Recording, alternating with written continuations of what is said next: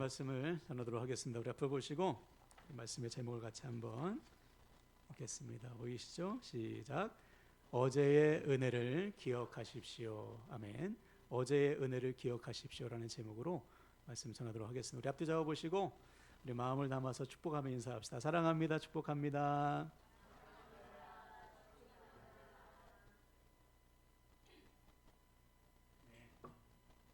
오늘도 선포되는 말씀을 통해 말씀으로 찾아오시는 생명의 주님을 만나시길 바랍니다. 아멘. 자, 지난 시간에 우리는 홍해 사건을 나눴습니다. 하나님께서 이스라엘 백성들을 홍해로 인도하신 분명한 목적과 의도가 있었죠. 하나님의 영광을 드러내시기 위한, 이스라엘 백성들을 괴롭혔던 바로와 그의 군대를 진멸하심으로 하나님의 살아계심을 보여주시기 위해 일부러 홍해 앞으로 인도하신 것이죠. 우리 인생도 마찬가지라고 했어요. 하나님은 하나님의 영광을 위해서 우리의 인생을 인도하십니다. 매 순간 우리의 길을 여시고 우리를 이끌어 주시는 거예요. 그러므로 우리는 어떤 상황을 만나든지 하나님의 섭리와 계획을 믿어야 돼요. 그때 흔들리지 않게 되는 것이죠. 그래서 모세는 다르게 반응했죠. 백성들은 눈앞에 홍해, 애굽의 군대를 보고 막 아우성쳤지만, 원망하고 불평했지만, 모세는 어떻게 했어요? 하나님을 보잖아요. 보는 눈이 다른 거예요. 우리에게는 믿음의 눈이 주어졌다고 했죠. 모든 상황 속에서 믿음의 눈으로 눈을 들어 주님을 바라볼 때 홍해를 가르시는 은혜를 경험하게 되는 것이죠. 여러분, 이번 한 주간도 모든 상황 속에서 하나님의 섭리와 계획을 믿으시고 믿음의 눈을 들어 주님을 바라보시기를 주님의 이름으로 축원을 드립니다. 아멘. 자, 오늘은 모세 세 번째 시간인데요. 22절을 볼까요? 제가 읽겠습니다. 모세가 홍해에서 이스라엘을 인도하며 그들이 나와서 수르 광야로 들어가서 거기서 사흘 길을 걸었으나 물을 얻지 못하고. 그렇죠. 홍해를 건넌 이스라엘 백성들이 이제 다시 약속의 땅으로 행진합니다. 그렇죠? 행진하는데 문제가 생겨요. 3일 동안 물을 찾지 못합니다. 얼마나 목이 말라요. 근데 간신히 물을 찾았어요. 찾았는데 그곳이 어떤 물입니까? 쓴 물인 거예요. 쓴 물. 자, 23절 볼까요? 마라에 이르렀더니 그곳 물이 써서 마시지 못하겠으므로 그 이름을 마라라 하였더라. 그렇죠? 간신히 찾았는데 쓴 물이에요. 도저히 써서 못 먹어요. 그래서 마라, 쓰다는 이름에 마라라는 이름을 지어줬습니다. 실제로 사막지대의 물이나 샘이나 여기에 만약 황산 마그네슘이 섞여 있으면 쓰대요. 그리고 그 지역이 옛날에 바다였다면 지하수가 짜고 쓰답니다. 아무튼 3일 동안 간신히 물을 찾았는데 찾아낸 물이 써서 못 먹는 물이니 얼마나 화가 나요. 아니나 다를까 백성들의 원성이 폭발합니다. 24절 보십시오. 백성이 모세에게 원망하여 이르되 우리가 무엇을 마실까 하며, 그렇죠? 또다시 모세를 원망하기 시작해요. 빨리 물 달라, 목말라 죽겠다. 이해는 되죠? 여러분들이 만약 그 상황이었다면 3일 동안 물을 찾지 못했는데 찾았는데 써, 그러면 당연히 원망이 나오죠. 이해는 돼요. 자, 근데 여러분, 여기서 우리가 잊지 말아야 될 사실이 있죠. 불과 3일 전에 어떤 일이 있었습니까? 홍해를 갈라주셨잖아요. 네.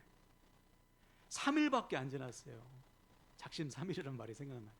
3일 전에 홍해를 가르시고, 그죠? 수백 년 동안 이스라엘 백성들을 괴롭혔던 애굽의 군대를 홍해에 수장시키시는 하나님의 그 완전한 승리, 그것을 경험했는데 쓴물 만났다고 지금 원망하고 있는 거예요. 다시 말해 3일 전의 은혜를 기억한다면 쓴물을 만났을 때 원망하면 안 되죠. 또다시 은혜를 베푸실 하나님을 기대해야죠. 하나님을 진짜 믿는다면. 여러분, 홍해를 가르는 게 쉬워요? 쓴물을 해결해 주는 게 쉽습니까? 쓴물을 해결해 주는 게 훨씬 쉽죠. 이미 엄청난 은혜를 경험했는데 요만한 문제 가지고 지금 원망하고 불평하는 거예요. 여기서 우리는 아주 중요한 사실을 확인할 수 있죠. 어제의 은혜를 잃어버리면 오늘을 믿음으로 살기 어려워요. 어제 아무리 엄청난 대단한 은혜를 경험했어도 그 은혜를 잊어버리면 오늘 또 다른 문제 앞에서 원망하고 불평한다. 이것이 인간의 연약함입니다. 예를 들어서 우리가 잘 아는 엘리야도 그랬죠. 열왕기상 18장에 보면 엘리야가 바알 선지자와 영적 대결을 펼쳐요. 북이스라엘, 그 당시 북이스라엘 왕이 아합인데 아합의 부인이 이세벨입니다. 이 여자가 시돈 사람인데 이 시돈의 대표적인 우상이 여러분이 많이 들어본 바알이에요. 그래서 이 여자가 시집 올 때 바알 신을 가지고 왔습니다. 그래서 북이스라엘 수도가 사마리아인데 사마리아 땅에 바알 신전을 만들어 놓고 온 백성이 바알을 숭배하게 만들어요. 그래서 북이스라엘 전체가 바알을 숭배했다고요. 그래서 하나님이 안 되겠다 싶어서 징계를 내리십니다. 비를 딱 그치셨어요. 가뭄의 징계. 3년 6개월 동안 가뭄의 징계가 계속돼요. 그러한 상황 속에서 하나님이 이제 돌아오려나 했는데 안 돌아와. 계속해서 바알을 섬기는 거예요. 왜 그랬을까요? 바알은 여러분 추수의 신, 땅의 신. 바알을 믿어야 먹고 살아. 하나님도 필요하지만 바알도 필요해. 물질도 필요해. 그래서 바알을 못 넣는 거예요. 하나님의 징계를 때리셨는데도 여전히 바알을 섬기고 있는 것이죠. 그래서 이제 엘리야를 보내시는 거예요. 엘리야를 보내서 하나님만이 너희의 하나님임을 보여주시는 거죠. 어떻게 보여주시죠? 먼저 바알 선지자가 제단을 쌓아놓고 거기에 제물을 놓고 바알 신을 부릅니다. 먼저 불이 내리게 하는 신이 진짜 신이다. 그래가지고 막 아침부터 저녁까지 소리 지르고 막 안 되니까 몸을 자해해요. 막 피를 흘리면서. 그런데도 감감무소식이죠. 당연합니다. 바알은 사람이 만든 우상이잖아요. 자, 이제 엘리야 차례가 됐습니다. 하나님께 예배 드리려고 보니까 제단이 무너졌어요. 예배의 제단을 다시 쌓고 제물을 올려놓고 하나님 앞에 기도해요. 하나님, 이 백성으로 하여금 하나님의 하나님 되심을 보여주십시오. 하나님의 살아계심을 좀 보여주세요. 그 기도가 끝나자마자 하늘에서 불이 떨어집니다. 제단에 불을 탁 태워 제물. 그제서야 백성들이 하나님은 살아계시다고 믿게 되는 것이죠. 그리고서 엘리야의 명령을 따라서 바알 선지자 450명을 거기서 다 죽입니다. 그뿐만이 아니에요. 3년 6개월 동안 가물었던 땅에 엘리야가 간절히 기도하자 다시 비를 내리십니다. 그러니까 하루아침에 하늘에서 불이 떨어지고 하늘에서 비가 내리는 놀라운 은혜를 체험했어요. 누굴 통해? 엘리야를 통해 하나님이 나타내신 것이죠. 그러니까 엘리야 입장에서 얼마나 영광스러워요. 자, 그런데 열왕기상 19장으로 한 장을 딱 넘어가면 전혀 다른 엘리야를 만나게 돼요. 차라리 하나님 나 좀 죽여주십시오. 어제 엘리야와 오늘의 엘리야가 완전히 다른 거예요. 물론 이유는 있어요. 이세벨이 죽인다고 했거든요. 자기 선지자 다 죽였으니까 화가 나가지고 내가 내일 너 반드시 죽일 거야. 그러니까 너무 두려워가지고 도망가서 하나님 차라리 죽여주십시오. 이렇게 엘리야가 하나님 앞에 애원하고 있는 것이죠. 이해는 되죠? 이것도 저 왕비가 죽인다고 하니 얼마나 무서워요. 네, 여러분, 그럼에도 불구하고 엘리야는 기억해야죠. 뭘 기억해요? 어제의 하나님을 기억해야죠. 하늘에서 불을 내리시고 가물었던 땅에 비를 내리신 전능하신 하나님의 은혜를 기억한다면 오늘 이세벨 왕비가 죽인다고 했을 때 두려워서 차라리 죽고 싶어요가 아니고 이 상황을 전능하신 하나님께 맡겨야죠. 어제의 은혜를 기억하고 오늘 하나님께 맡겨야 되는 거예요. 그런데 잊어버리니까 하나님 살고 싶지 않아요. 이렇게 되는 것이죠. 이처럼 이미 받은 하나님의 은혜를 기억하지 못하면 엘리야와 같은 믿음의 사람도요, 하루아침에 무너질 수 있어요. 약해질 수 있다고요. 우리도 마찬가지죠. 여러분, 지금까지 하나님께서 우리에게 베푸신 은혜가 얼마나 많습니까? 일일이 다 적으라고 하면은 책 한 권도 모자랄 거예요. 그렇죠? 그 은혜를 기억한다면 오늘의 문제는 이미 하나님께서 다 해결하신 것 중에 포함돼요. 그것을 아셔야 됩니다. 잊어버리니까 눈앞의 상황이 흔들릴 수밖에 없는 것이죠. 그래서 우리가 하나님의 은혜를 기억하면 오늘 우리가 만난 문제는 이미 만났던 문제예요. 또 설령 만나지 못했던 문제라 할지라도 지금까지의 모든 인생길에 은혜를 베푸신 하나님께서 오늘은 또 안 베푸시겠습니까? 이 문제를 나에게 왜 주시겠어요? 걸러 넘어지라고 아니죠. 이번에도 은혜를 베풀어 주시겠다는 거예요. 이 사실을 믿으면 오늘 지금 내가 만난 문제는 좀 과장 보태서 아무것도 아닌 것이 됩니다. 얼마든지 이겨낼 수 있는 것이죠. 예를 들어서 사무엘상 17장에 보면 이스라엘과 블레셋이 전쟁을 합니다. 그때 블레셋에서 장수 하나가 탁 튀어나오는데 그게 누구죠? 골리앗. 골리앗은 키가 3m. 그죠? 아무도 그 앞에 나서지 못해요. 두려워서 벌벌 떠는 거예요. 그런데 한 청소년이 골리앗 앞에 딱 섭니다. 누구예요? 다윗이죠. 다윗은 목동이에요. 싸움을 잘하는 게 아닙니다. 무기가 뭐 대단한 게 아니에요. 짝대기 하나.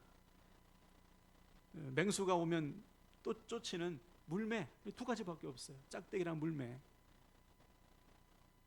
그런데 다윗이 골리앗 앞에 선 겁니다. 다 말리죠. 사울왕도 말리고 형들은 막 뭐라고 하고 핀잔 주고.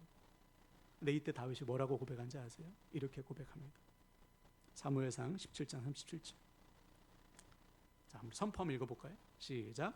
또 다윗이 이르되 여호와께서 나를 사자의 발톱과 곰의 발톱에서 건져내셨은즉 나를 이 블레셋 사람의 손에서도 건져내시리이다. 아멘. 건져내셨은즉 무슨 말이에요? 이미 경험했다는 거예요. 이미 나를 건지셨어. 사자와 곰의 발톱에서 건지신 하나님께서 지금 골리앗의 발톱에서도 건지실 거야. 이미 은혜를 베푸신 하나님을 기억하고 있는 것이죠. 그 은혜의 기억을 힘입어서 오늘 골리앗 앞에 서는 것입니다. 이게 필요한 거예요.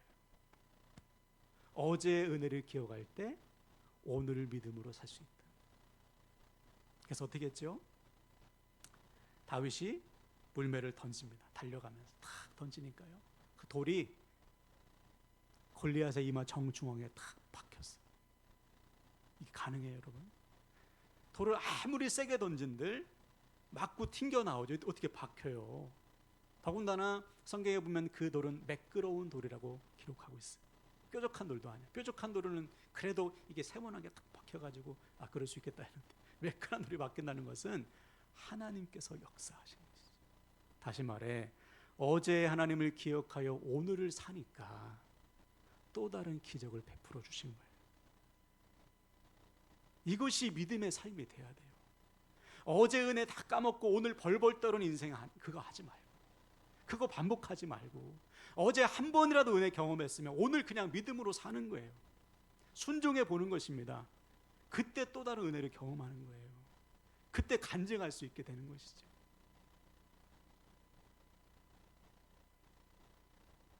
그러므로 사랑하는 여러분, 어제의 은혜를 기억할 때 오늘을 믿음으로 살 수 있고 또 다른 은혜가 주어진다는 사실을 믿으시길 바랍니다. 네. 이것을 반복하셔야 돼요. 이게 신앙생활이에요. 자, 그래서 이때 우리가 외쳐야 될 게 있어요. 한번 따라할까요? 어제의 하나님과 오늘의 하나님은 동일하시다. 이걸 여러분 마음속에 확 박혀 있어야 돼요. 어제의 하나님과 오늘의 하나님은 같지. 나를 사자와 곰의 발톱에서 건져내신 하나님은 오늘 골리앗의 손에서도 건져내시지. 오늘 본문과 적용한다면 홍해에서의 하나님과 마라에서의 하나님은 같지. 이것을 잊지 마셔야 돼요. 그래야 마라를 만났을 때 흔들리지 않습니다. 이미 경험했어. 하나님은 동일하셔. 아무것도 아니야. 이겨낼 수 있어. 하나님의 뜻이 있지. 이렇게 반응하게 되는 것이죠. 이 믿음이 있을 때 우리는 어떤 상황 속에서도 낙심하거나 불평하지 않게 된다. 오히려 이 상황을 허락하신 하나님의 뜻을 묻고 그 뜻에 순종할 때 하나님께서 베푸시는 또 다른 은혜를 경험하게 된다는 거예요.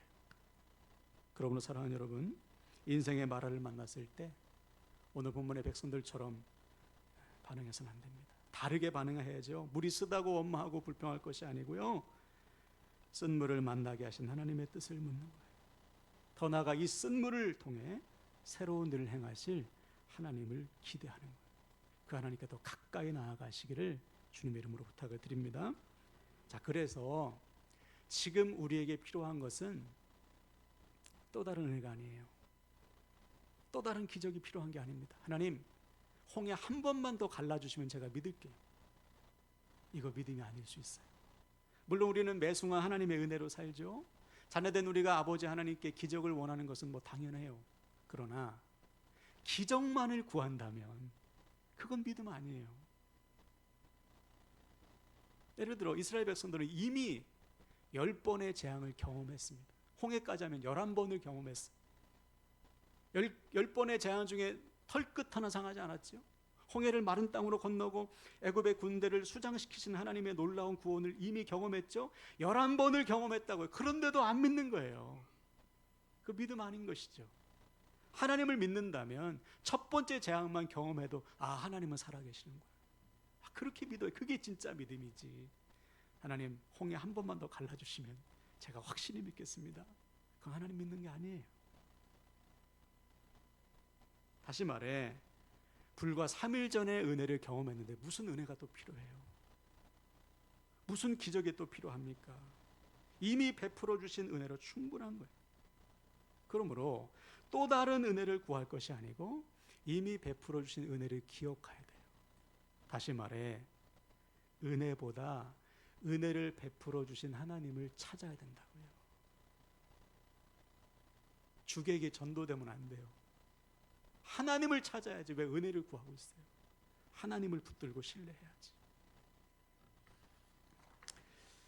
자, 그래서 오늘 본문에 보면 모세는 다르게 반응해요. 백성들과 다르게. 25절 초반부를 볼까요?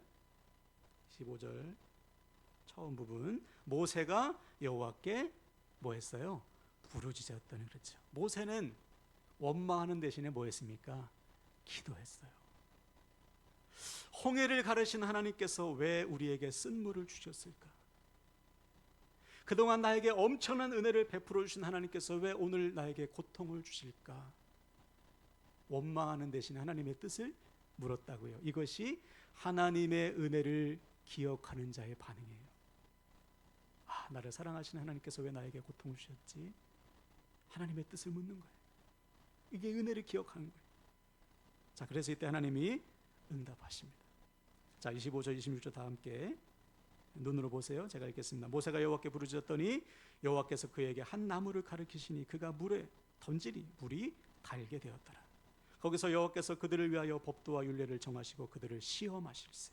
이르시되 너희가 너희 하나님 나 여호와의 말을 들어 순종하고 내가 보기에 의를 행하며 내 계명에 귀를 기울이며 내 모든 규례를 지키면 내가 애굽 사람에게 내린 모든 질병 중 하나도 너희에게 내리지 아니하리니 나는 너희를 치료하는 여호와임이라.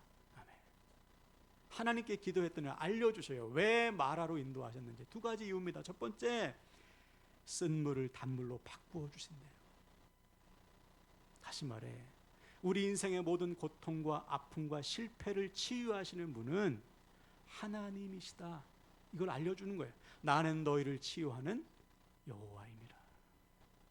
다른 사람이, 환경이, 어떤 것이 나를 치료하는 것이 아니고 하나님만이 나를 치료하신다. 할렐루야. 그래서 어떻게 하셨죠? 나무를 물에 던져라. 단물이 됐었습니다. 나무가 뭘 상징할까요? 뭐 떠오르는 거 없으세요? 예수 그리스도의 십자가. 알려주시는 거예요. 내가 너를 치료해. 아니, 나무를 던졌는데 왜 내가 너를 치료한다고 해? 하나님이신 주님께서 우리의 모든 죄와 허물을 위해서 자기의 몸을 찢으셨잖아요. 우리의 치료자가 되시는 것이죠. 그것을 알려주시는 거예요. 야, 너 인생의 모든 고통과 아픔이 있지? 그거 다른 사람이, 환경이 치유하지 못한다. 내가 너를 치료할 거야. 그래서 이사야는 이렇게 선포합니다. 이사야 53장 5절을 우리 믿음으로 읽어볼까요? 있습니다. 시작. 그가 찔림은 우리의 허물 때문이요 그가 징계를 받음으로 우리가 평화를 누리고 그가 채찍에 맞음으로 우리는 나음을 받았도다. 아멘. 그렇죠. 우리 주님께서 우리의 죄와 허물과 고통을 치유하셨다는 사실, 이 사실을 믿으시기 바랍니다. 그러므로 인생의 쓴물을 만날 때 여러분 선포하셔야 돼요. 주님께서 이 쓴물을 단물로 바꾸어 주신다. 주님은 나의 모든 고통을 아신다. 이 고통을 치유하실 분은 주님이시다. 이 믿음으로 모든 고통을 이겨내시기를 주님의 이름으로 부탁을 드립니다. 자, 두 번째 이유는 뭐냐? 시험하시기 위함이다. 무엇을 시험하실까요? 우리의 믿음을 시험하신 거죠. 즉 은혜와 기적만을 구하는 약한 믿음이 아니고 이제는 하나님의 말씀 위에 세워지는 굳건한 믿음이 되도록 우리를 쓴물로 인도하신다. 그래서 이때 하나님이 뭘 줬습니까? 규례와 법도를 주셨다고 했어요. 규례와 법도를 주시고 이 말씀에 순종하도록 우리를 쓴물로 인도하신다. 다시 말해 인생의 쓴물을 만났을 때 우리가 붙들어야 될 게 뭐예요? 하나님의 말씀인 거예요. 왜 그렇죠? 믿음의 기초는 말씀이기 때문에 이 말씀 위에 은혜가 쌓여질 때 믿음이 견고해지는 것이지 말씀 없이 은혜만 구하면 그 믿음은 은혜가 사라지면 끝이에요. 은혜가 사라지면. 그래서 우리 주변에 그런 분들 있잖아요. 평안할 때, 문제가 없고 평안할 때는 신앙생활 잘 하셔요. 근데 막 문제가 있고 어려움이 있으면 믿음이 흔들거려. 왜 그렇죠? 기초가 연약한 거예요. 하나님의 말씀의 기초가 아니고 은혜가 기초였기 때문에 은혜가 사라지면 믿음이 흔들리는 거예요. 여러분, 우리 믿음의 기초는 말씀입니다. 하나님의 말씀에 굳건히 있어야 돼요. 그래서 인생의 쓴물을 만났을 때 우리가 해야 될 것은 뭐냐? 하나님 이 문제 좀 빨리 해결해 주세요. 이것이 아니고요. 하나님 이 상황 속에서도 하나님의 말씀을 붙들게 해주세요. 이렇게 기도하셔야 돼요. 네. 그게 반석 위에 세워지는 집이에요. 네. 아이고 큰일 났네. 어떻게 안 돼? 그러면 여러분 믿음이 자랄 수 없어요. 아, 말씀 붙들라고 하시는구나. 아, 내가 말씀에서 멀어졌구나. 하나님의 말씀 약속을 붙들어야 되는구나. 그때 어려움을 이겨낼 수 있고 믿음이 한 단계 더 자라게 되는 것이죠. 그래서 제가 여러분에게 부탁하고 싶은 게 있어요. 뭐냐? 우리가 예수를 믿어도 인생에 고난이 있죠. 그 고난을 낭비해서는 안 돼요. 고난이 빨리 지나가기를 바라서는 안 됩니다. 여러분, 하나님께서 우리를 사랑하셔요. 아멘이세요? 근데 왜 고난 주실까요? 우리를 너무나 사랑하셔서 자기의 생명까지 내어주셨는데 왜 인생의 쓴물을 만나게 하시냐고요. 이유가 있는 거예요. 낭비해서는 안 돼. 참 안타까운 것은 그냥 빨리 지나가기만을 바라는 거예요. 그러니까 믿음이 안 자라요. 찾고 구해야죠. 하나님 나에게 왜 쓴물 주셨습니까? 하나님의 선하신 뜻을 물어야 되는 거예요. 여기엔 이유가 있는 것입니다. 예를 들어서 여러분 바울에게도 문제가 있었죠. 하나님이 바울을 얼마나 사랑하셨을까요? 그렇죠? 바울만큼 사랑받은 사람이 또 있을까? 그런데 왜 바울에게 고통을 주실까? 육체의 가시와 같은 고통이 있다고 했어요. 여러분 얼마나 그 고통스러우면 가시라고 표현했겠습니까? 매일 가시로 찌르는 고통이 365일 24시간 계속된다고 생각해 보세요. 이게 살겠어요, 사람이? 바울이 그랬다고요. 왜? 그래서 하나님께 기도해. 하나님 고쳐주세요, 고쳐주세요, 고쳐주세요. 3번 기도했는데 하나님이 안 고쳐주셔요. 얼마나 낙심이 돼요. 근데 그때 하나님이 바울에게 이유를 알려주셔요. 자, 고린도후서 12장 9절 있습니다. 시작. 내게 이르시기를 내 은혜가 내게 족하도다. 이는 내 능력이 약한 데서 온전하여 짐이라 하신지라. 이러므로 도리어 크게 기뻐함으로 나의 여러 약한 것들에 대하여 자랑하니니 이는 그리스도의 능력으로 내게 머물게 하려 함이라. 아멘. 하나님께서 바울에게 육체의 가시와 같은 고통을 허락하신 이유는 바울로 하여금 내 능력으로 사는 것이 아니고 겸손히 하나님의 은혜로 사는 것임을 다시 한번 깨닫게 하시기 위함이에요. 교만하지 않도록 겸손히 하나님의 은혜를 구하도록 육체의 가시와 같은 고통을 통해서 알려주신 거예요. 야, 네 건강으로 사는 거 아니야. 네 능력으로 사는 거 아니야. 물질로 사는 거 아니다. 내 은혜로 사는 것이다. 내 은혜가 부족함이 없어. 깨닫게 해주시는 것이죠. 아, 그렇지. 내 능력으로 사는 게 아니지. 하나님의 은혜로 사는 것이지. 그러므로 여러분, 우린 인생의 고난을 만났을 때 이 고난이 빨리 지나가기만을 바라서는 안 돼요. 물론 그 고난의 기간이 얼마나 고통스럽습니까? 그러나 주님께서 말씀하신 것처럼 나를 향한 하나님의 은혜는 부족함이 없음을 믿고 또 지금까지 베풀어 주신 하나님의 은혜를 기억하면서 믿음으로 견디어내는 거예요. 그때 우리는 반드시 잘하게 됩니다. 한 단계 믿음이 성장하게 되는 것이죠. 그리고 그 고통은 하나님을 만나는 새로운 기회가 되는 것입니다. 시간 다 같이 결단하실 때 오늘부터 어떤 상황을 만나시든지 이미 베풀어 주신 하나님의 은혜를 기억하시길 바랍니다. 은혜를 잃어버리면 인생의 말 앞에서요 이스라엘 백성들처럼 원망하고요 엘리야처럼요 낙심할 수밖에 없어요. 반면에 은혜를 기억하면 어제의 은혜를 기억하면 오늘 다윗처럼 골리앗과 맞설 수 있습니다. 그럼 우리 인생의 말을 만났을 때 믿음으로 여러분 선포하세요. 어제의 하나님과 오늘의 하나님은 동일하시지. 어제 은혜를 베푸신 하나님은 오늘도 은혜를 베풀어 주시지. 이 믿음으로 견디는 거예요. 그래서 모세처럼 부르짖어 기도하고요 주님의 말씀처럼 말씀에 굳건히 서서 버텨내는 것입니다. 그때 어느 때가 될지 모르겠지만 쓴 물은 반드시 단물로 바뀌게 되어 있습니다. 이 은혜를 반드시 누리시기를 주님의 이름으로 간절히 축원을 드립니다. 아멘.